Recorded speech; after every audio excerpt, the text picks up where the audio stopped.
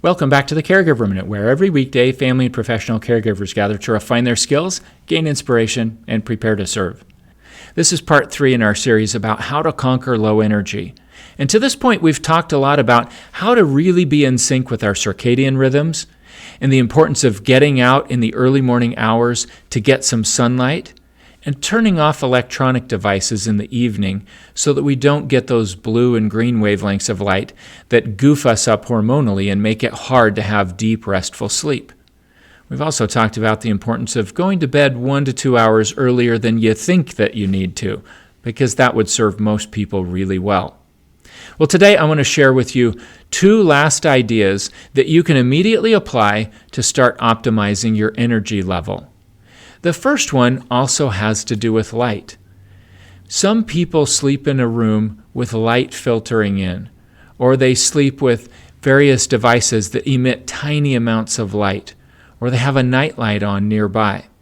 I realize there might be some situations where for safety that's pretty important. But did you know that there are some small studies showing that even tiny amounts of light in a room can disrupt the quality of a person's sleep? Now, this seems like such a little thing, but like many things in life, big doors often swing on pretty small hinges. Sometimes, something as simple as eliminating all the light from your bedroom can make sleep a much more effective experience. And if you can't block out all that light, at least wear a sleep mask so that you're blocking it out from you. The last thing I wanted to share with you about how to optimize your energy level has to do with the way that you fuel your body. Now, we talk here a lot on the Caregiver Minute about the kinds of foods that might be great for our bodies and how to choose those foods based on the goals that we have. But today I want to talk to you about when we eat. You see, most people have a feeding window of about 15 hours. That means from the time they start eating until their last meal, it's about 15 hours. And most people eat a lot of meals in between. Not just the bigger meals, but the snacks also count as a meal. That is actually something that's proven to be disruptive to sleep. In one study, people were asked to not change anything about what they were eating or even the quantity of food they were eating.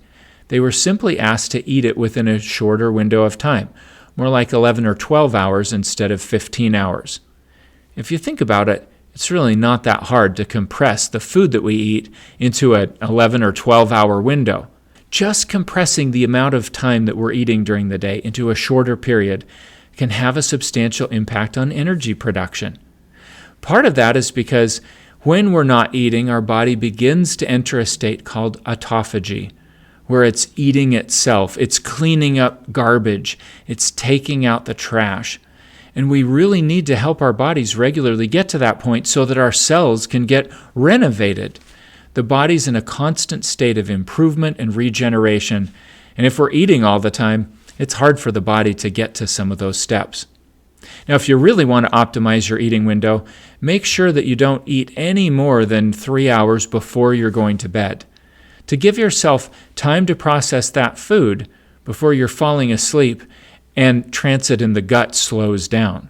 I hope the things we've talked about the last few days make a significant difference in your energy level as you apply them. I'd love to hear how it goes, and I would love to hear from you if you have any questions or concerns. Thanks for watching the Caregiver Minute. I'll see you again tomorrow for another episode.